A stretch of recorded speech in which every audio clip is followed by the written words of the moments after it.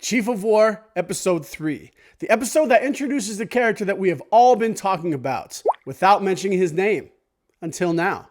This episode doesn't have as much fighting, but Kahikili still delivers some great brutality. And this episode also exercises more creative liberties as we move into territory that is not as well documented.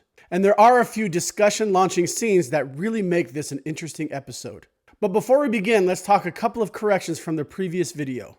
First is that this is not an ahu'ula. I called it an ahu'ula in the previous video. This is actually an ahula'i.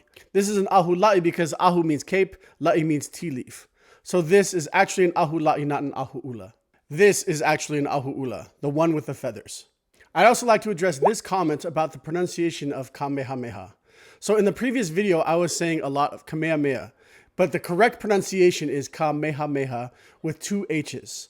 And I'm just going to talk briefly about why this comment is correct, and I should have said Kamehameha instead of Kamehameha. So there's a word in Hawaiian called kamea, which basically just means the thing. My first introduction to it was when we would cancel a Hawaiian class, and I remember somebody saying, "Aohe kamea papa." In Pidgin, we would say, "There's no more takai in class." So kamea just means like a common that thing. So it's actually both incorrect and disrespectful to say Kamehameha instead of Kamehameha. So in this video, I'll be more cognizant of saying his name correctly, Kamehameha instead of Kamehameha. So thank you for this comment. Now that we've cleared that up, let's get into episode 3. In 1787, Kaiana travels to Alaska aboard the Nootka, which was captained by John Mears. So the fact that this is the Nootka is confirmed in this episode. Tony, his sailor friend, is partially a creation of the show, but let's let the actor James Udom talk about his origin. He's based on a real person formerly enslaved who ended up in Hawaii and was so dedicated to the people that they made him an honorary Hawaiian. So this character is based on a real person. Carving a canoe from a single piece of wood is correct. So traditionally, they would have carved the whole from a single piece of wood. And yes, that would have taken a very long time. This is called a house of bones, and those are the bones of defeated chiefs. Seriously, this should have been our Boba Fett. We should have gotten this Boba Fett instead of whatever it was that we got for the book of Boba Fett. Here we have Prince Kupule waking up next to one of his advisors. The context is hinting that they probably had something going on. This was not uncommon among the ali'i. It is a practice known as aikane. This poisoning scene is based on a real event known as Waipio Kimopo, led by Elani of Eva, the father of Kahahana. In real life, Kalani Kupule, the son of Kahikili, discovered the plot and told Kahikili. But in the show, it seems that Kahikili discovered it himself. This is a lei niho palaoa, and they are very prominent in this episode. The white part is a whale tooth. The cords are human hair, and they would have been from people who are loyal to the chief. And they use that because it carried mana. Kakuhiheva was the 15th Ali'i Aimoku, the paramount chief of Oahu. He was known for having a prolonged era of peace and prosperity. His era was so prosperous that Oahu is sometimes called the island of Kakuhiheva. There's an entire album by Kuana Torres Kahele about Kakuhiheva.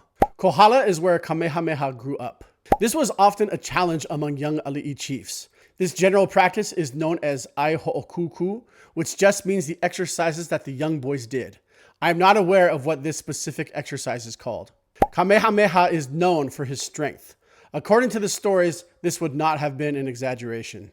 It was about 100 to 130 miles from Ka'u to Kohala, so this journey would have taken at least 4 days on foot. So let's talk about the people in this court. Hawaiian Santa is a sight to see.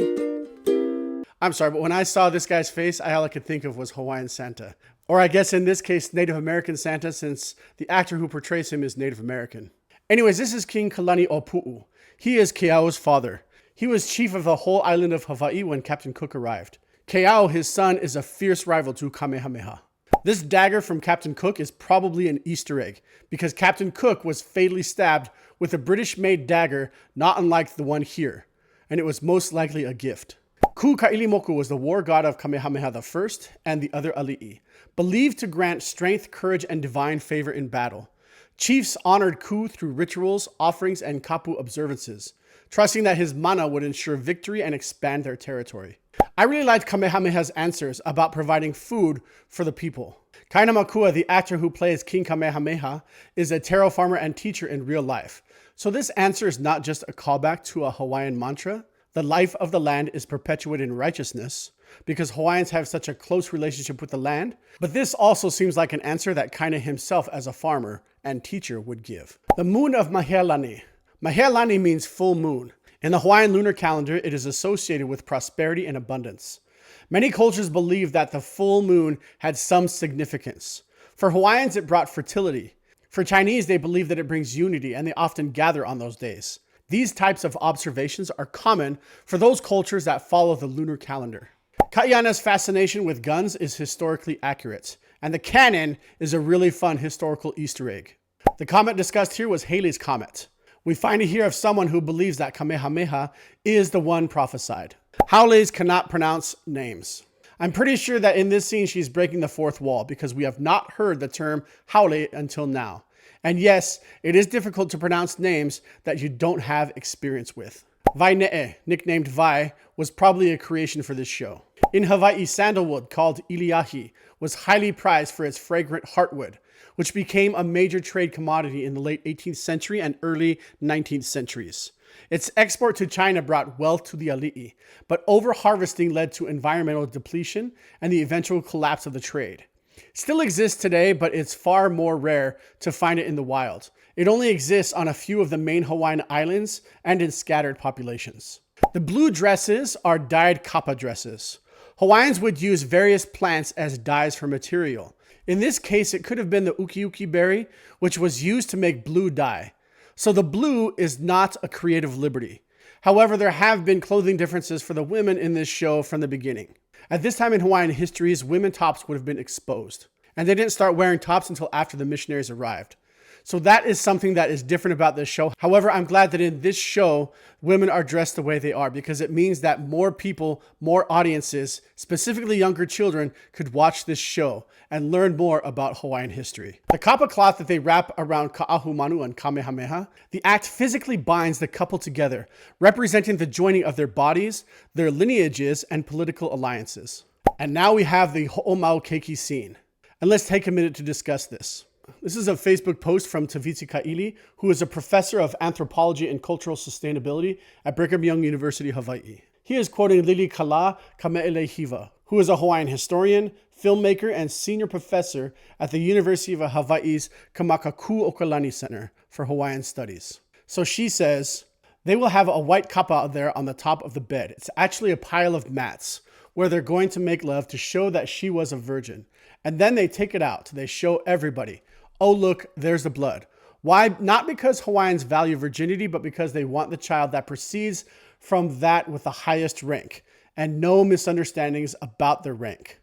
So they usually stay together until she gets pregnant. So this is about ensuring that the child is the highest rank. Professor Ka'ili goes on to say that he sees parallels between this ho'omau keiki and the Tongan marriage ceremony called whaeapi. Some Tongan families still practice this ceremony today, but they use a white linen sheet instead of a white tapa.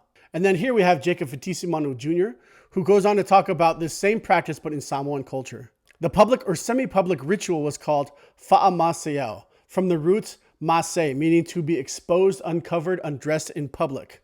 The U.S. Naval Administration banned the practice in American Samoa in 1907, but it continued in independent Samoa into the 1950s among some chiefly families. So this practice of ho'omau keiki was practiced very widely in Polynesia. And I also read that it was done in Europe as well. So this is not uncommon, especially for those who have a certain rank within their cultures or societies. So who is watching? Who is this individual? That individual would be a kahuna or a select few. They were there to ensure that things happened the way that they were supposed to. And then later from the outside, we see that everyone is watching.